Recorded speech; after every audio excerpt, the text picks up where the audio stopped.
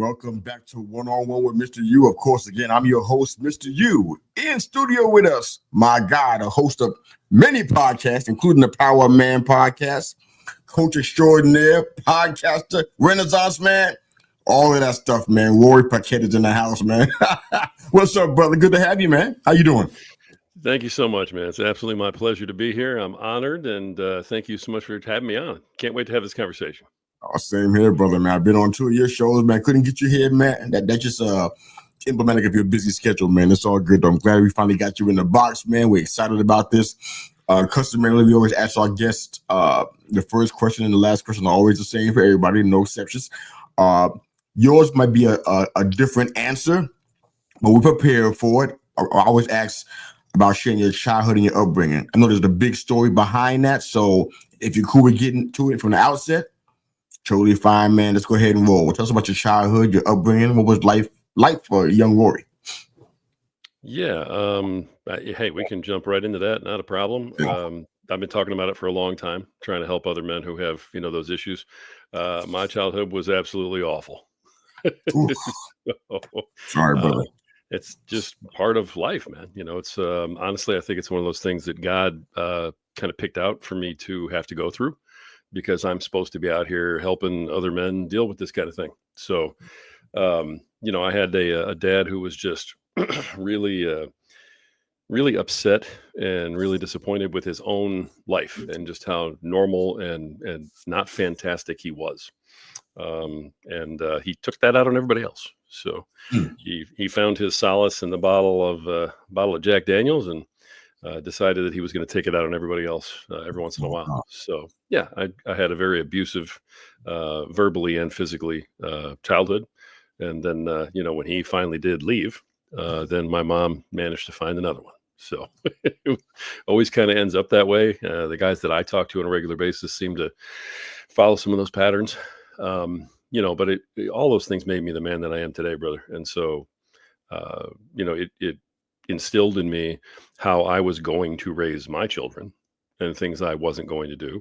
And because of that, I have a fantastic wife, and we have 3 unbelievable kids today that are all grown. And I'm an empty nester, but they're all out there living fantastic lives. I mean, they're all pursuing their best lives and living purposeful, Christ-led lives. And a lot of that is because of what I had to go through. So if I had to deal with that pain for them to have the lives they have, very fair trade-off. I'll take it all day.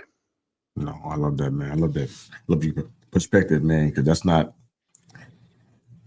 everybody doesn't take it that way. I know some people who are friends of mine that they've had stuff like that go on, and guess what? They're still living in the soup, man. They haven't even gotten out of the cup yet. They're still in there. I'm like, that's not. You can't live like that. No. But no, I appreciate your honesty, man. And hopefully anybody that's watching and listening, of course, if you have any questions for Rory regarding that or for myself, jump into the comment section or the live chat, whether you're watching the episode or listening to it. Love to hear your thoughts on that, man. But you had a story that kind of spoke to your appreciation for your life.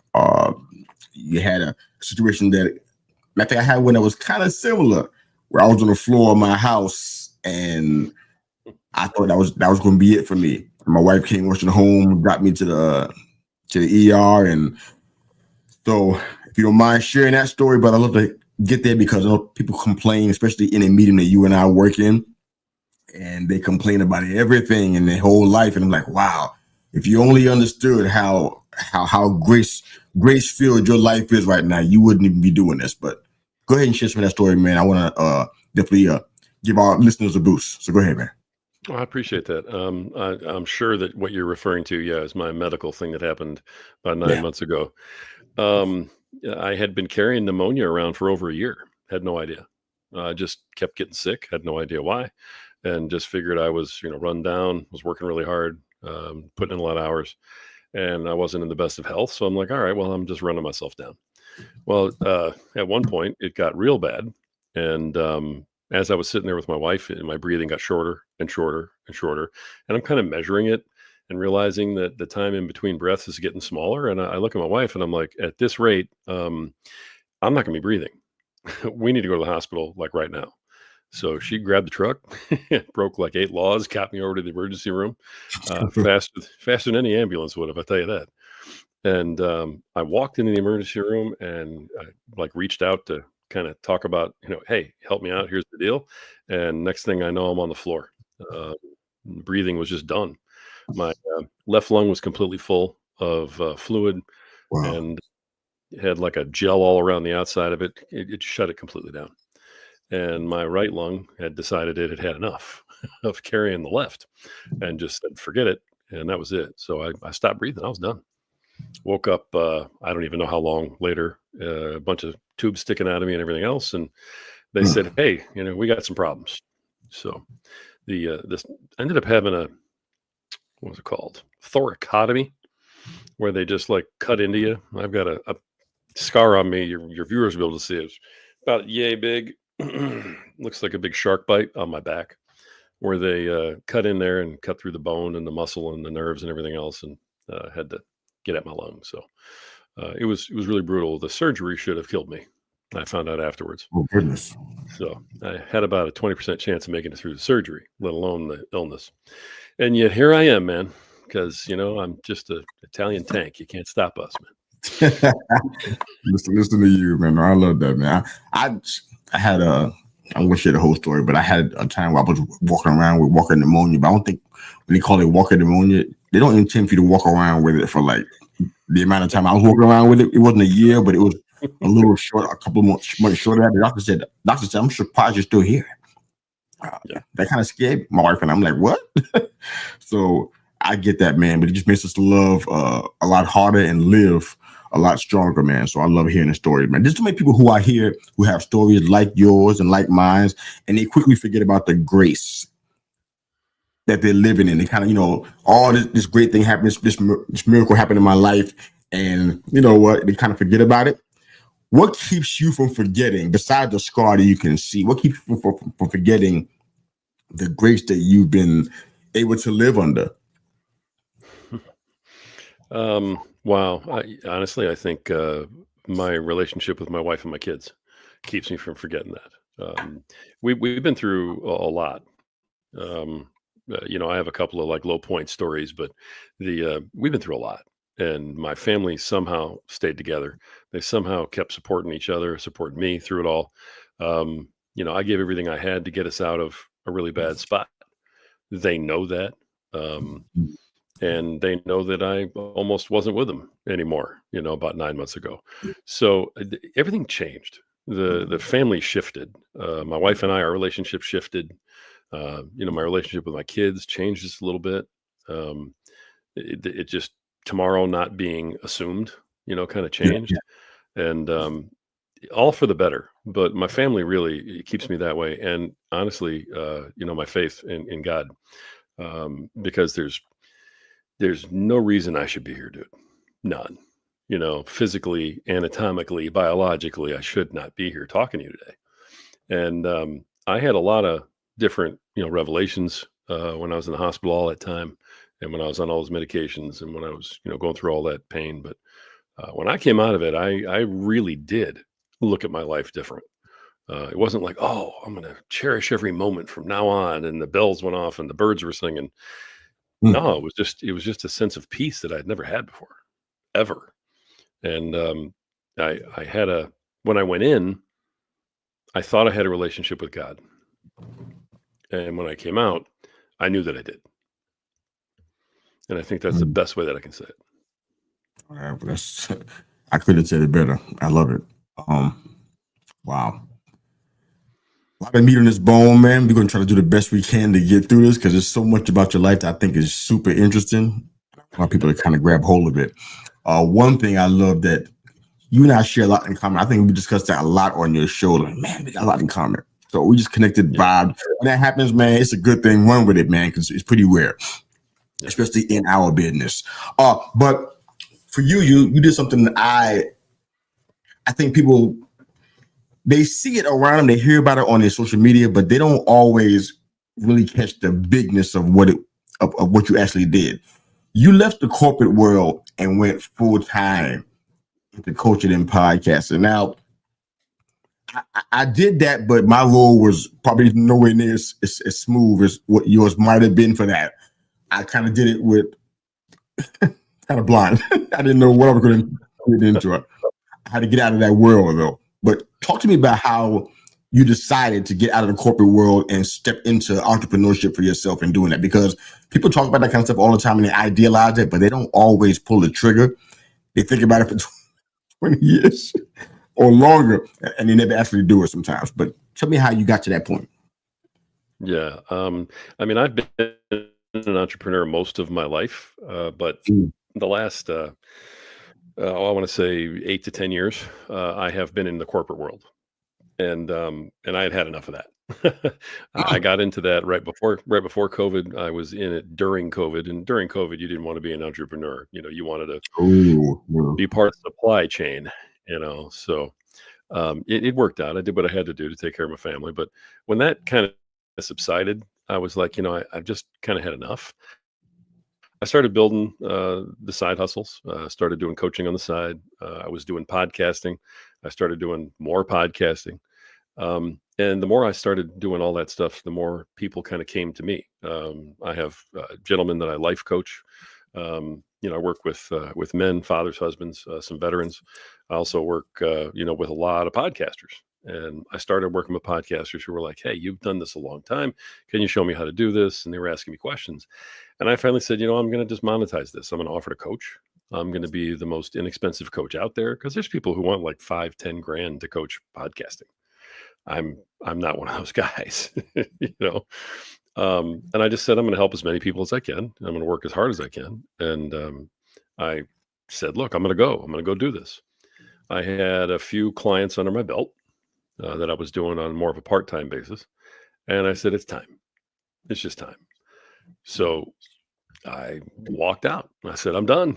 See you later, Oh, and went I full remember time how that into went. what I was doing. I know how that went. You gonna do what? Yeah. Yeah, I mean, everybody thought I was nuts, except my Yeah. wife. She was just like, "Okay, if that's what you're doing, let's go." And so we went, and it has worked out wonderfully. It's worked out like a dream. God has provided every step of the way, and part of what I've been called to do also has to do with podcasting, and so I'm doing a lot of that because I think it's His wish. Um, yeah, in the newest podcast I started, Wake Up the Lions. I mean, that's about that. And so that mission all on its own required a lot more time. And the only way to do that was to be full time in this business. Mm, So by yeah. doing that, it has given me that freedom to pursue what I've been called to do, and also my own causes, that I have come to love. It Oh, was not yeah. easy though. It was not easy. Let me just be No, clear. can't be. No. You live in comfort, and I guess to some degree stability. If you really trust the government to pay you at the end of the week, but just leaving stability behind and comfort, and your family Yeah. knows what they got. We're not sure where it's going to be happening at going forward. So when you got a Yeah. family, the pressure is way more intense. So I totally get that. But I respect what you did, man. You're not an overnight success, but you definitely are a success story, man. So I love hearing this. I Thank you. want to ask you about your work with the veterans, because that really means a lot to me. Uh, Lost my dad almost a decade ago or so. So he's been, you know, instrumental in my always having a love for people who serve their country like that. And why'd you decide to start working with them? And what have you been seeing that kind of reinforces the idea that, I need to be helping these people? Yeah, that's a great question, man. I started working with one, with a man who was a veteran, and veterans want to work with other veterans is kind of how they start with. They figure if you haven't been in the soup, you haven't been in battle, you haven't done these things, then you can't really help them. The problem is that a lot of the guys who have been through that also have those problems. And so, if you want to go through therapy and you want to talk about what's happened in the past, then I mean, hey, go ahead and talk to a therapist, talk to a veteran, whoever. If you want to move forward and talk about what do I need to do tomorrow instead of talking about yesterday, then you need someone who has been where you're trying to be. So the veterans that I work with are Mm. they're not trying to be soldiers. They're trying to be husbands. They're trying to be Wow. fathers. They're trying to, focus on their kids. They're trying to lead their families, and they don't know how, and they don't know when it's appropriate. and society tells them, to back down and be all quiet and docile and share your feelings. And Oh, that's, but the service tells you to, hoorah, lead and throw your feelings out the window. So, somewhere in the middle is the way to lead like a man and still be sensitive enough to hold your wife's hand, at the grocery store. So it's there is a way to go. But what I find is these men are coming to me now because they want to see um, a sort of a model. They want to see different ways that they can go in that direction, and they want to be the father, the husband, and so they want to talk to somebody who has lived that life and messed it up and has done it wrong and then learned how to do it right. So I'm leading by experience, even though I'm not a veteran with these guys, and it's been very, very successful for these guys who have opened their minds to that and have come along for the ride. I love that. You breaking barriers, my man. I appreciate that, man. That's a great testimony, because people just think, you know what, if you haven't done it, you can't help. Yeah, you can. There's wisdom that's applicable to a lot of things that people do that they think, oh, no one understands. And they live in isolation, which a lot of veterans do. You're going to think you're the only one anyway. So it's going to be hard for people to break through, because you're in your mind, it's like, nobody understands my pain. So I love what you're doing, man. I want to get into that whole lead like a man thing. I'm going to come back to that in a little bit. I want to ask you a question about how coaching has impacted your life. I mean, I'm a fellow coach, so when you and I talk, we talk about things germane to coaching, and hopefully we'll be doing more of that, because my practice is getting ready to get unleashed soon. So I'll be coaching, I guess on a full-time basis. I guess talking schedule, maybe part-time, but we'll see how that works. But how has that impacted your life, just you personally, starting to coach people on this level? What's it done for you, to you, through you? What's been going on?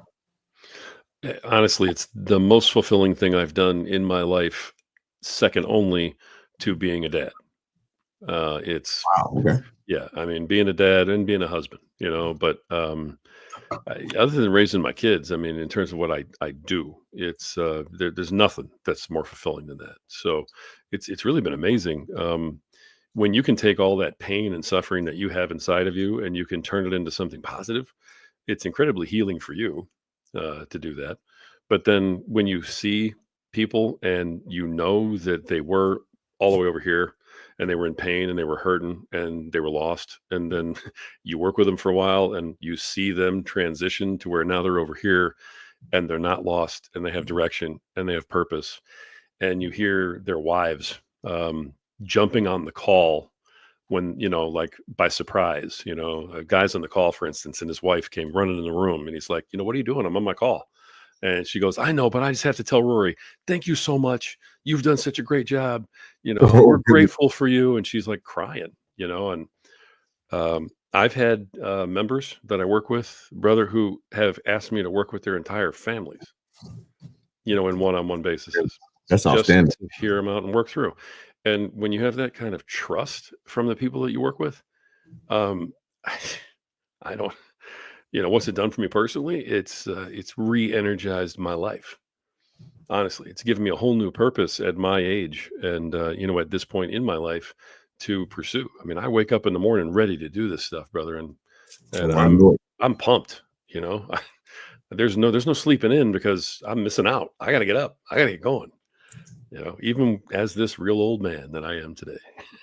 Oh, stop it. When you said full time, I thought I understood, but no, I think you're going a lot farther than full time, man. But I'm gonna get into that shortly. I want to ask a question about that lead like a man comment. Then we're gonna get into the podcasting. Probably gonna end the show on that because you're doing so much, a lot to get into there, man. But lead like a man. I don't know how people are gonna take that. If you watch this show, I don't really care, but that lead like a man comment, that got layers to it. That thing has legs to it. Good. Flesh it out for me a little bit more, because we talk about it. You're one of our founding panelists in the men's roundtable series, so you're in the box with us most times that we're on and we're broadcasting, and we talk about issues germane to men. If you guys haven't heard of it, you should know by now that we're doing that. It's all over social media: YouTube, Facebook, Twitter's everywhere. But lead like a man. Tell me what that means, what that looks like. You talk about the supermarket and holding wifey's hand. Tell me what that looks like to lead like a man. Yeah, it's a great question, and I'm glad that you're addressing this with me today. Thank you, man. Let's go. Uh, What you got? all right, let's hit it. You do this. Uh, Let's go. because there's a way to do this, man. I'm sorry. Mhm. There's a masculinity movement out there that has honestly been derailed, and I'm not going to lie. I don't know if it was derailed from the outside finally because they've been trying to do that for years, or if it got derailed from the inside because the guys don't want to do the work. But I'm not going to lie about it, and I'm not going to front about it. And if it pisses somebody off, too bad, because this is how I feel, and it's the truth. There are three things that a man needs to do, okay, in his life. And he's got to protect, he's got to provide, and he's got to lead. And I've heard people on all sorts of shows try and denigrate that and say, well, that's not the way things are anymore. You know what? That's nonsense. That is exactly what you need to do. Now, is that all you need to do? No. But if you aren't doing those three things, then it doesn't matter what else you're doing, you're going to fail. And that's just that. Every single time I hear a man talking about, we need to be more sensitive, we have to open up, we have to let our feelings out, all this other stuff, brother.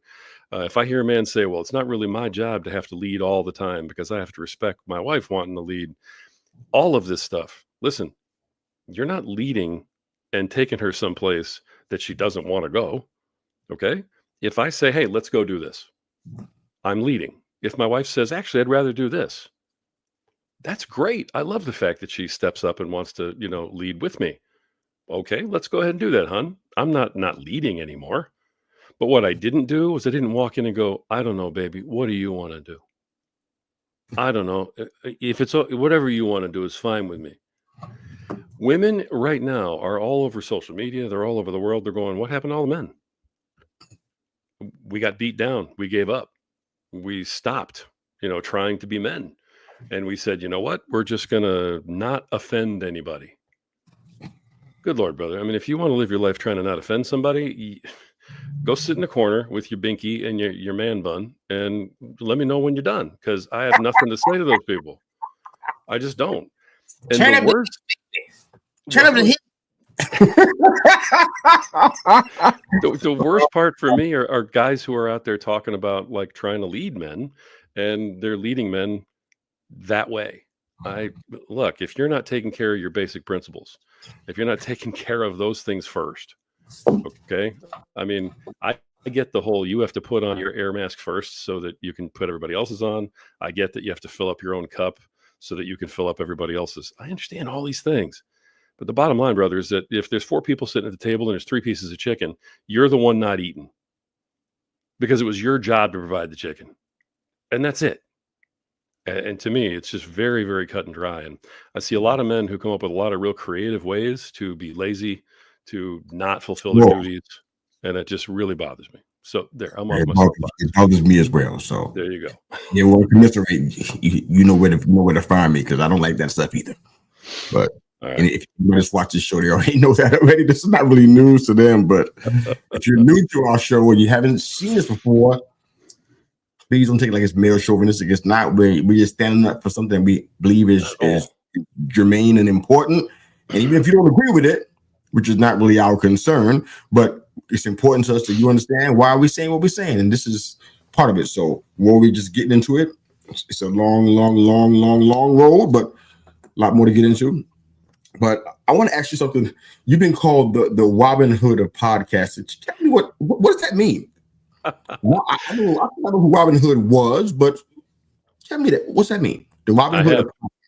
Yeah, I kind of rob from the rich and give to the poor. It's I don't subscribe to you have to buy all the big equipment, you have to spend all this money, you have to buy all these courses, you have to do all this. If you want to podcast, grab your phone and record and go. You don't need to take 5 editing courses and spend all this money on editing equipment if you just started a podcast. You need to talk and share and put out a podcast. I'm really big on doing it the poor man way for at least your first 20 episodes. Don't spend any money on your podcast until you know you want a podcast. I mean, really and truly, use your phone, use your gaming headphones. I don't care. Your first 20 episodes, you're not going to be Joe Rogan. You're not trying to be. You're trying to That's put out a cold. message. You- What we're I trying to mean, do. that's I don't edit still to this day, and Same here. there's people who will on their first or second episode spend 3 hours editing it. I'm like, I why? tried, bro. I tried, man. I can't do it. For who? It's nerve wracking. And on Yeah. top of that, I'm not even sure I'm even getting anything from this by doing it. I'm like, no, this is just me. If I burp on the air, man, I mean, okay, just understand I'm human. Let's keep moving. Let's stay focused on the content. What are we talking about? The rich context of all of this stuff. Man, I hear you though. Why are we editing? Yeah, that's really it. I mean, the whole thing is everybody gets into podcasting, and there's coaches out there, there's teachers out there, there's people who are at the top of our industry who are leading it, and they're really trying to get everybody to follow some set rule of this is how it should be to podcast. Listen, brother, your podcast should be whatever you think it should be.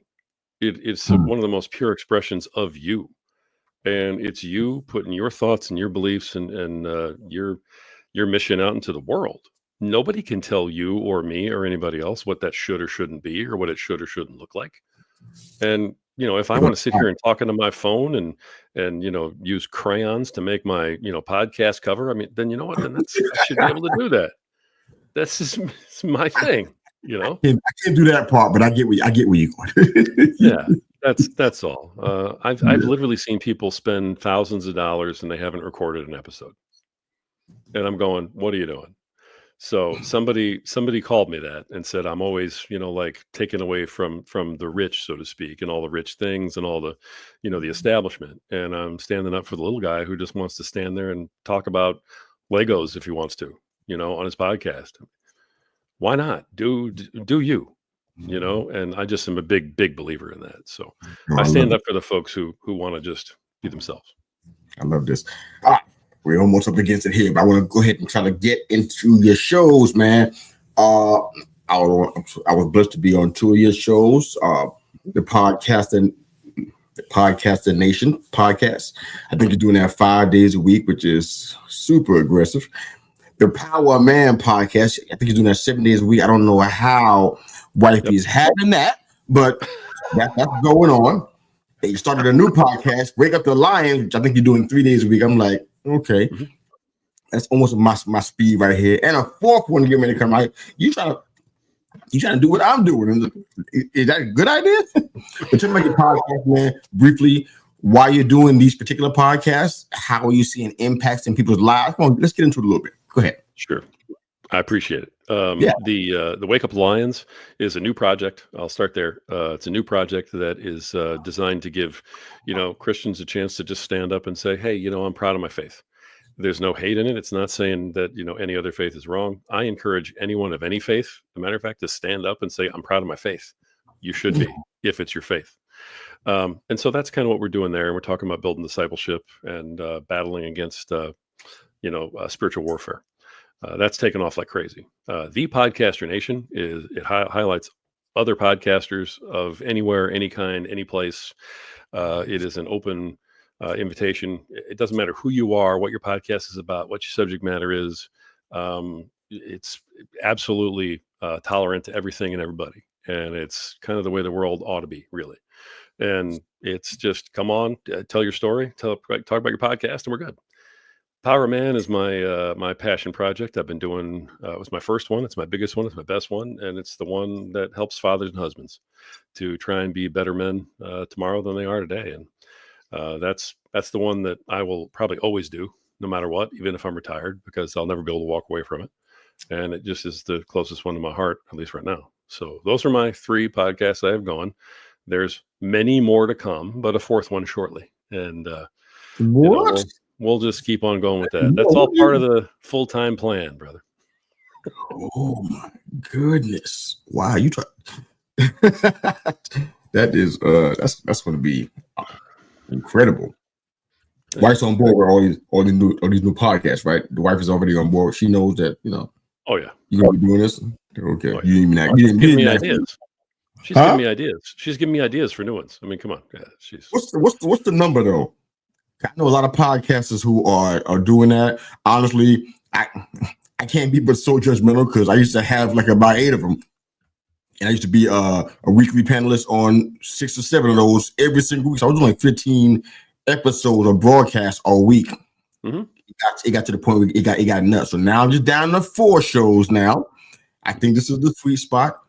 Is there a number for you? Was like, okay, I know that logistically I can't go any further than this. Is there a number? No. Even if you can't share it, there's not a number. It's unlimited. Well, I wouldn't limit myself like that, to be honest with you. Every one of the podcasts has its own purpose. So I'm not doing any podcast for the sake of doing a podcast. All of them have a purpose of some kind within the podcast and outside of the podcast, in terms of, coaching or programs that I'm doing, or, income, or a mission, that type of thing. So all, all the podcasts are planned. And, if there's another one that comes along that fits the plan, then I'm going to do it. And I would never limit myself for that. Okay.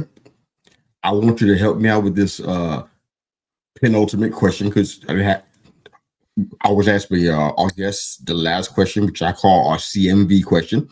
But for now, give me a quick success story from all of your shows so far, if you can. Keeping names, of course, out of it, anonymity and such, confidentiality. But can you give, or at least share, 1 or 2 success stories from all of your shows that you think would be encouraging to those who are listening, looking for shows like yours? What can you share? Yeah. Honestly, I have some magnificent ones all over the place. I would say very recently on Power Man, had a guest on. Of course, we'll leave the names out. Who had almost an entire country lined up against him at one point, and Wow. he's doing it's a masculinity type of movement. It's a warrior program, and it's definitely encouraging, young men, and it's aiming at young men to try and get them to step up, take pride, move forward. And in his community, he got just persecuted like there was no tomorrow for doing this, because all of that ideology finally hit his area. He's overseas, and it hit here a while ago, but it just hit there recently. So it's in a fervor where he is. Mm. And it cost him just about everything. Cost him, job, relationship, the whole 9 yards. He persevered through that and said, "I believe in this. It doesn't matter." All the way down to being about 24 hours away from being homeless, and managed to find his way out. Found another like-minded person. They're working on it together. Movement's stronger than ever. He's got over 5,000 people involved in it now. That's And incredible. yeah, a lot of those people who were hating on him before are now, um, sort of hiding, you know, Wow. and they're very quiet these days. But that's a huge success story that just came from last week, in terms of me interviewing somebody. That's outstanding. We I get love those that. every day, though. We get those every day, brother. Success stories Mm. every single day. It's one of the best parts about, doing what I'm doing. There's no doubt in my mind, and especially, the podcast Nation podcast, it helps podcasts, and we need that for each other. But Power Man, I don't know, it just hits me different. I listen to your show, even though I'm not even on it. I don't care. I'm following it, period. Anyway, I'm following it. I drop reviews for it, and Wake Up the Lions is catching steam too, and it's becoming almost on that level, man. But I thank you for what you're doing, man. I know this impacting people's lives, and people are being enriched by the work. And you're going after this full time, man, which I totally respect. I wish I could say I can do that, but I got too many irons in the fire. I got too many missions on the plate. I don't think I can make that work, but I respect that you're doing this, man. I'm gonna support you every step of the way. I told you that already, so you already know that about me. Let's ask that last final question. CMV question: career, mission, and vocation. I'm taking everything off of the table that you've ever done. So that means your time in the corporate world, your coaching, everything's off of the table. What is Rory most likely doing with his life? Something that he has not touched. Maybe he thinks about it from time to time, but never pulled the trigger on it. What would you be doing if it were not for all the other things you're doing right now? What do you think you'd be? I would be traveling with my wife full time to all these locations that we've always wanted to go see. And I would be podcasting from every one of those locations. You can't podcast. I took it off the table. You can't podcast, Rory. You can't. I didn't know I can't. All right. Yeah. Well, okay. Well, then, all right. Then, okay. Well, then I'd be writing my next book, all these places. Do you write books, Rory? Yeah, I have 2 books that I've published. You can't use that. You want me to do something I've never done before? Okay. All right. Well, then I would be traveling to all these places that my wife and I have never been able to see. And I would be teaching scuba diving in the Mediterranean. Are you kidding me? You can scuba dive? In order to answer the question, I'm going to say no.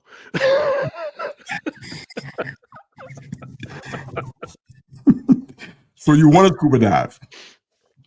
Okay. I've scuba dived once. That shouldn't count. How was that? It was great. I loved it. So now you're hooked now. Well, apparently, since I can't do anything else I love. You don't even have time to scuba dive with all the show you got going on. But man, I love this, man. This has been fantastic, man. I want to give you an opportunity, excuse me, with our closing minutes here, give you a chance to secondly, let everybody know where they can find your work. And then, of course, a few minutes here, speak to the people. Whatever's on your heart that you want to say. So whatever order you want to do that in, I'm totally good with it, man. But go right ahead, man. Where can they find you and give them word of encouragement, word of advice, admonition, you name it. You got it. Go for it. I love it. Thank you for that. And thank you for having me on and for everything, man. I appreciate everything you're doing too. And I appreciate your support. And don't let him tell you, folks, that he hasn't been on Power Man podcast. He was a great episode. He's been on. It's come out. I didn't say I wasn't on there. I was there. That's all right. Anyway, listen, you can reach me real easy just with my name right there on the screen. Give me the show notes. It's all one word, Rory Paquette.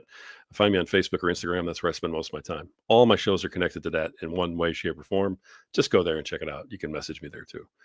As far as a parting thought, depending on who you are and what you're trying to do in life, this stuff about Power Man, the stuff for Podcaster Nation, and the stuff about Wake Up the Lions, one of the big themes that goes through all 3 of those is that you have to stand up.